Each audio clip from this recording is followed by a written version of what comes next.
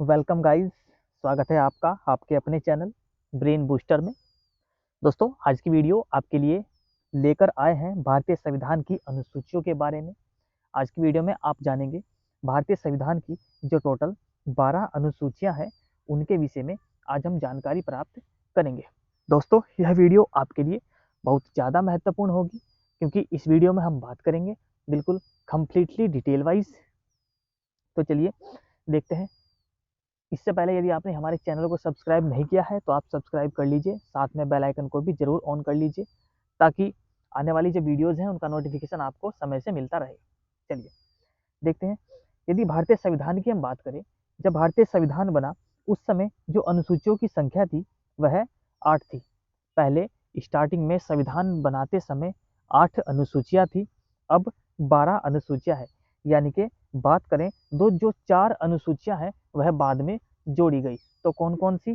पहली आपकी 9वीं अनुसूची, 10वीं अनुसूची, 11वीं अनुसूची और आपकी 12वीं अनुसूची।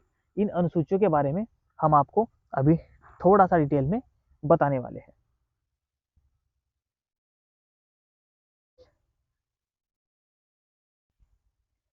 पहली अनुसूची की यदि हम बात करें तो देखिए, जो पहली अनुसूची है इसमें क्या कहा गया है? भाग 1 संघ और उसके क्षेत्र। जो पहली अनुसूची है इसमें जो भारत है और उसके संघ क्षेत्र के बारे में संपूर्ण विस्तार पूर्वक बातें दी गई है। यानी कि जो भारत के 28 राज्य हैं और जो 8 केंद्र शासित प्रदेश हैं इनका वर्णन पहली अनुसूची में दिया गया है। तो ये बात आपको पता होनी चाहिए। देखते हैं। राज्यों के नाम और उसके क्षेत्रीय अधिकार क्षेत्र को सूचीबद्ध करता है। केंद्र शासित प्रदेशों के नाम और उनके क्षेत्रीय विस्तार को सूचीबद्ध करता है।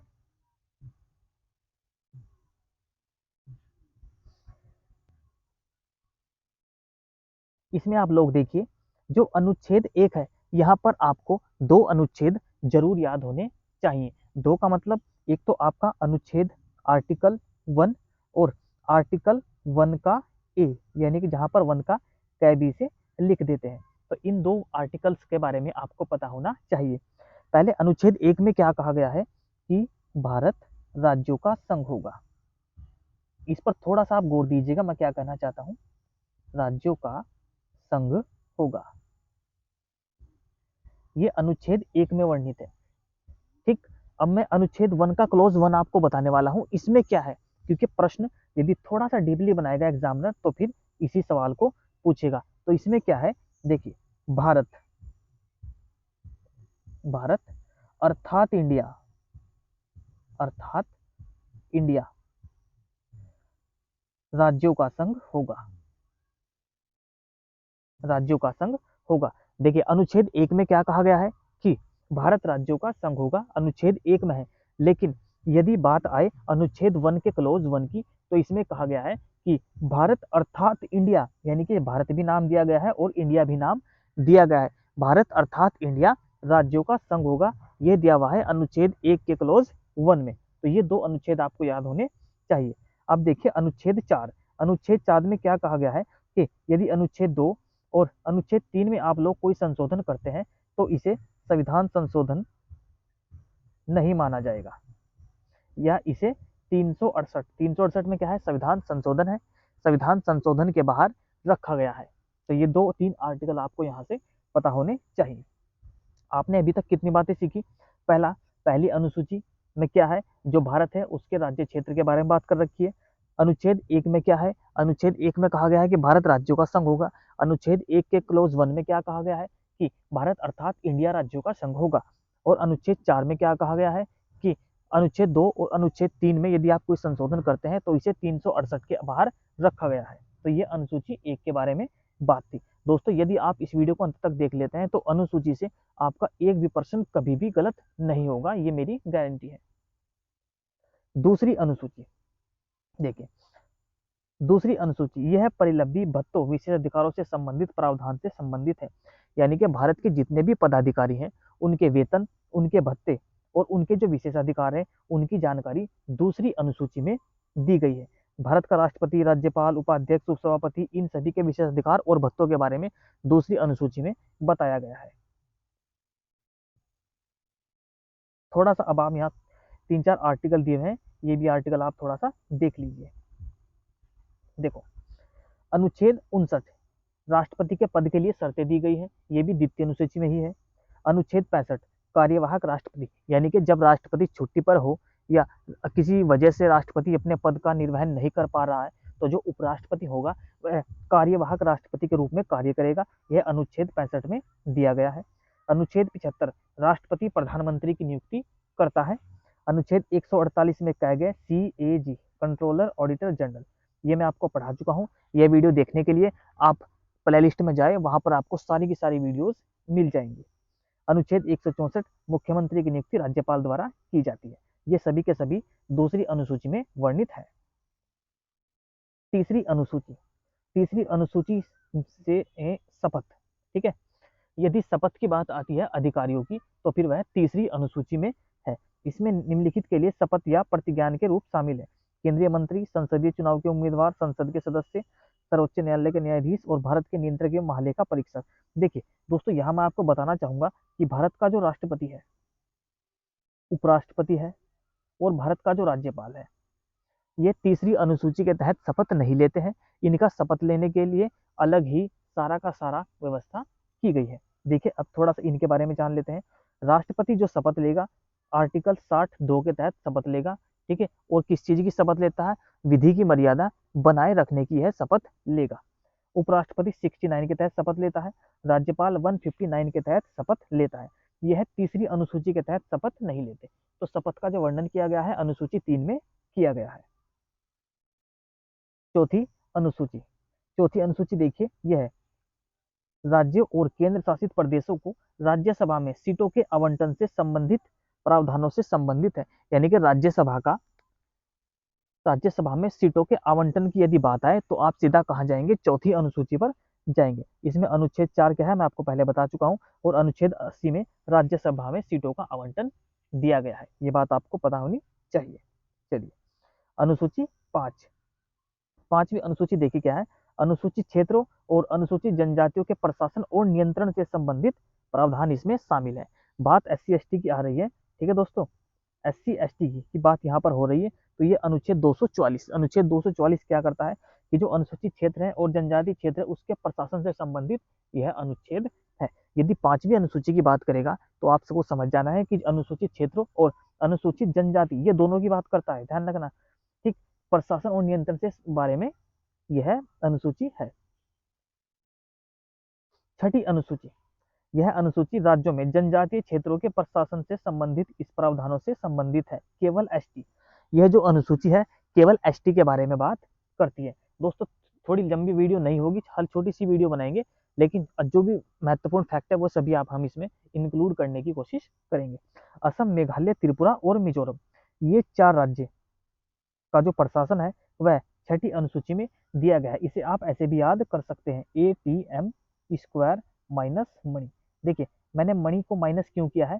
क्योंकि मणिपुर को इसमें शामिल नहीं किया जाता। बाकी असम है, त्रिपुरा है और 2M का मतलब है मेघालय और मिजोरम, तो आप याद कर सकते हैं ATM स्क्वायर माइनस मणि। अनुच्छेद 244 में आपको बता चुका हूं कि जनजातीय क्षेत्रों के प्रशासन से संबंधित है। अनुच्छेद 275 प्रत्येक राज्य को वैधानिक अनुदान प्रदान करता है, ठीक। ये 275 में वर्णित है। 7वीं अनुसूची देखिए, इसमें 3 सूचियां शामिल है। संघ और राज्यों के बीच शक्ति का विभाजन करती है। ये आर्टिकल 246 में है। आर्टिकल 246 में सूचियों का वर्णन कर रखा है। तो देखिए, जो सूची 1 है इसमें संघ सूची है, इसमें 97 विषय थे और अब 100 विषय, यानी कि जब ये सूची बनाई गई थी उस समय इसमें 97 विषय थे, लेकिन अब इसमें 100 विषय शामिल है। अब देखिए सूची 2, यह राज्य सूची है, इसमें कुल 61 विषय थे, और देखिए अब 61 विषय है, जो मूल है वह 66 विषय थे। 5 विषय कहा गई, यह मैं आपको अभी बताऊंगा। तीसरी अनुसूची है समवर्ती सूची, इसमें कुल विषय 52 थे, अब 52 है, और जो मूल विषय हैं वह 47 थे। तो दोस्तों देखिए, इनमें से जो 5 विषय कम हुए हैं उन्हें इस अनुसूची में रखा गया है। राज्य सूची से 5 विषय निकालकर समवर्ती सूची में रखे गए हैं। 42वें संविधान संशोधन के तहत 5 विषय राज्य सूची से समवर्ती सूची में रखे गए हैं। अब देखिए कौन कौन से हैं। मापतौल है, वन है, स्वास्थ्य है, शिक्षा है और जानवरों का संरक्षण है। ये 5 विषय आपको याद होने चाहिए। तो आपको अभी तक आपने इतनी बातें सीखी। 7वीं अनुसूची में 3 सूची है। पहली अनुसूची देखिए, इसमें क्या है, संघ सूची में 57 विषय थे, अब 100 है। राज्य सूची में पहले मूल विषय 66 थे, अब 61 है। समवर्ती सूची में जो मूल विषय थे वह 47 है और अब 52 है। 8वीं अनुसूची, 8वीं अनुसूची का संबंध हमारी भाषा से है, राजभाषा से। जिस समय संविधान बना उस समय इसमें 14 भाषाएं थी। जैसे अनुसूची 8 थी, 4 अनुसूची बाद में जोड़ी गई, तब जाके ये 12 हुई। ऐसे ही पहले 14 भाषाएं थी। अब इन 14 भाषाओं से 22 भाषा कैसे बनी, ये हम बात करेंगे। देखिए 14 थी, फिर एक भाषा जोड़ी गई, इसके बाद 3 भाषा जोड़ी गई और इसके बाद 4 भाषा जोड़ी गई, तब कुल मिलाकर यह 22 होती है, 22 भाषाएं हुई। देखिए जो ये एक भाषा जोड़ी गई थी, ये जोड़ी गई थी सिंधी, सिंधी। और ये कब जोड़ी गई थी, 21वां संविधान संशोधन हुआ था, 21वें संविधान संशोधन के तहत सिंधी को जोड़ा गया था।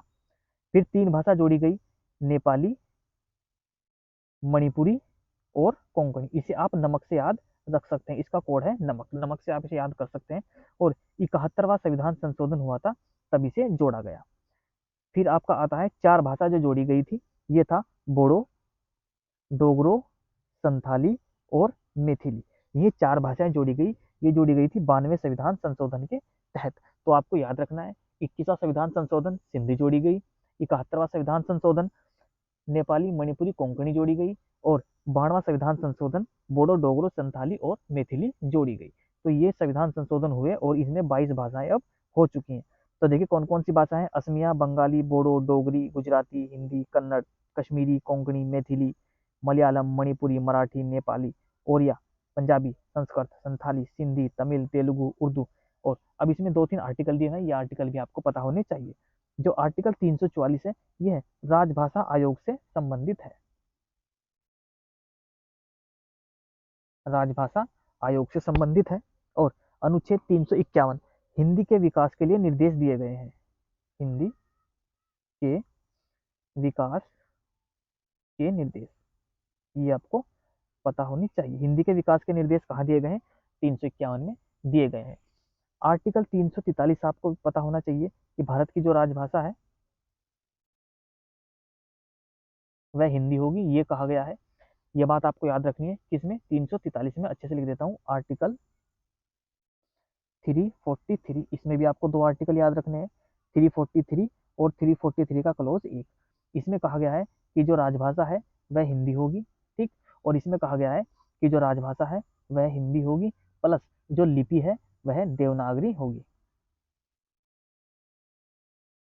इसमें लिपि की बात नहीं की गई है आर्टिकल 343 में, मगर 343 का जो ए है इसमें लिपि की बात भी की गई है। जैसे हमने पहला आपको वो बताया था अनुच्छेद, उसमें अनुच्छेद 1 में कहा गया है कि भारत राज्यों का संघ होगा, और अनुच्छेद 1 के 1 में ये कहा गया है कि भारत अर्थात इंडिया राज्यों का संघ होगा। सेम ऐसे ही है, आर्टिकल 343 की यदि हम बात करें तो उसमें कहा गया है कि जो राजभाषा है वह हिंदी होगी, और 343 से 1 में कहा गया है कि हिंदी और प्लस जो लिपि होगी वह देवनागरी होगी। तो दोस्तों उम्मीद करता हूँ ये आपको पसंद आई होगी। देखिए 9वीं अनुसूची, भारतीय संविधान में पहला ही संविधान संशोधन हुआ था। देखिए संविधान संशोधन की एक वीडियो दोस्तों हमने कल अपलोड की है, वह वीडियो भी आप प्लेलिस्ट में जाकर देख सकते हैं। आप लोग जाएं प्लेलिस्ट में जाएं, वहां पर बहुत सारी अच्छी अच्छी वीडियोज आपको मिलेगी। संविधान संशोधन से संबंधित एक वीडियो हम अपलोड कर चुके हैं, एक वीडियो हम कल अपलोड करेंगे। पहला संविधान संशोधन हुआ था और इस संविधान संशोधन के तहत ही 9वीं अनुसूची को जोड़ा गया था। ये जमींदारी प्रथा के उन्मूलन से संबंधित है। ठीक है दोस्तों, कौन प्रश्न बनता है कि कौन सी अनुसूची जमींदारी प्रथा के उन्मूलन से संबंधित है, तो यह 9वीं अनुसूची है। ठीक है, इसे आप भूमि सुधार के नाम से भी जानते हैं। ये कहते हैं कि भूमि सुधार किस अनुसूची में है, तो भूमि सुधार अनुसूची 9 में है। देखिए दोस्तों, ये से 9वीं अनुसूची को क्यों जोड़ा गया, क्या था कि जब भारत आजाद हुआ उस समय लोगों के पास, किसी के पास ज्यादा संपत्ति थी, किसी के पास कम जमीन थी। तो सरकार ने जब ज्यादा जमीन वालों से लेकर थोड़ी थोड़ी जमीन छोटे किसानों को देना शुरू किया, तो आपको पता है पहले जो हमारा संपत्ति का अधिकार था, पहले मौलिक अधिकार था। जैसे ही सरकार ने जमीन लेकर और गरीब किसानों को देना शुरू किया, तो लोगों ने इसे अपने मौलिक अधिकारों का हनन बताया और इसे लेकर वह सुप्रीम कोर्ट और हाई कोर्ट पहुंच गए। क्योंकि उस समय यह एक मौलिक अधिकार था, तो सुप्रीम कोर्ट को इस पर फैसला या निर्णय लेना पड़ा।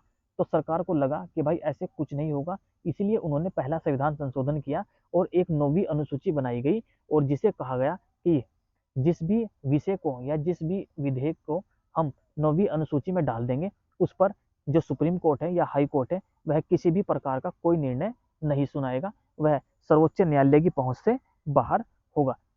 इसीलिए यह पहली संविधान संशोधन के तहत इसे जोड़ा गया और इसी के माध्यम से फिर सरकार ने कार्य किया। ठीक है दोस्तों, चलिए अनुसूची 10 हम देखते हैं। 10वीं अनुसूची। 10वीं अनुसूची दल बदल से संबंधित है। ठीक है दोस्तों, देख दोस्तों, जब हमारा संविधान बना उस समय दल बदल की कोई बात नहीं थी, लेकिन 1967 में गयाराम नाम का एक विधायक था जिसने एक ही दिन में 3 पार्टी बदल ली।